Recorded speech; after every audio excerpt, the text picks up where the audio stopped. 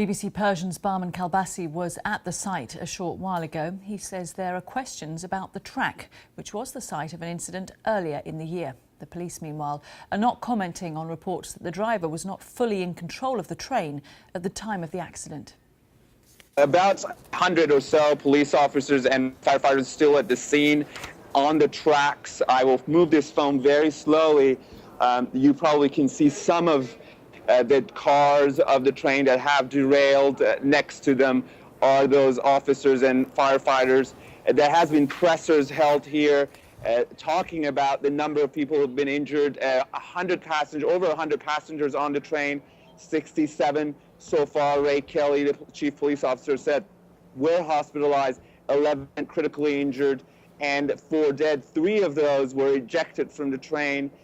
The first car, again, I am about 100 meters away from the scene, is almost in the water, but hasn't really gone inside, which is probably why some people thought it has submerged. But nevertheless, the operations are ongoing. They've moved the press out of the area, which was very close to the track, and the questions have been raising because this very same place was the site of another issue with train back in July, and why it happened before. A sense of shock in the community.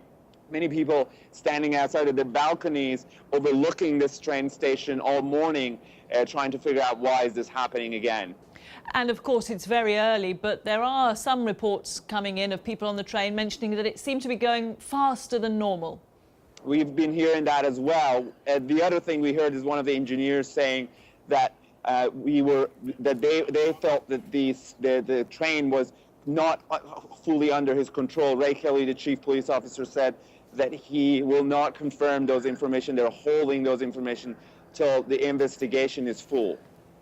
And in terms of the people who were injured, as far as you're aware, is everybody off the train now? Are all survivors accounted for? Is there a sense that people may be trapped?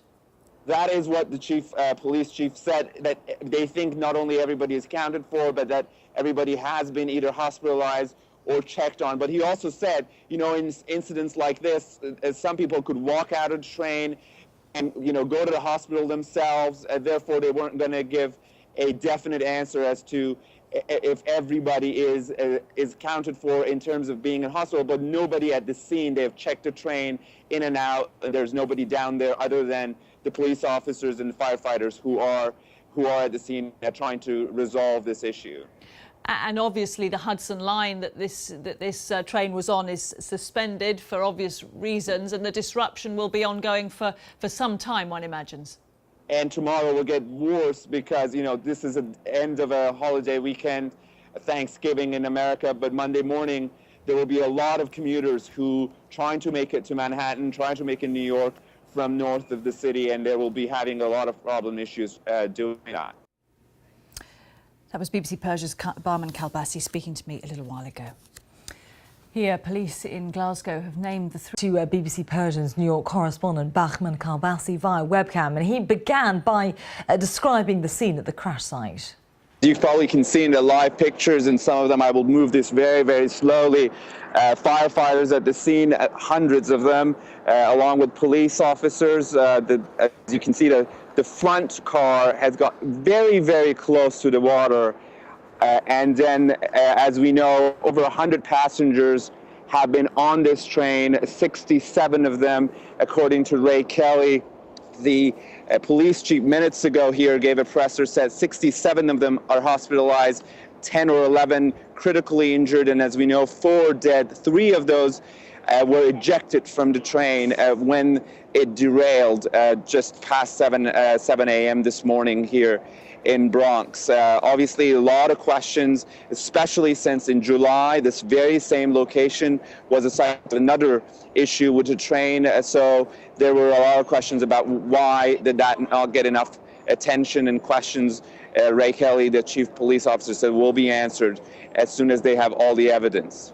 And Bahman, clearly the local community there still in a state of shock about this. And as you say, many questions being asked. The number one question, why did this happen? Some eyewitnesses that we've been speaking to have said that the train seemed to be going a lot faster than usual. And the engineer apparently talked about issues with the train minutes ago, minutes before the derailment, but Ray Kelly, the chief police, was saying that we will hold that information so we can come to a full conclusion. But there's no doubt that I'll turn this again and you'll see the apartment buildings that oversee this station, people hanging outside of their balconies looking over all morning, wondering why and how this happened again. Well, let's listen now to some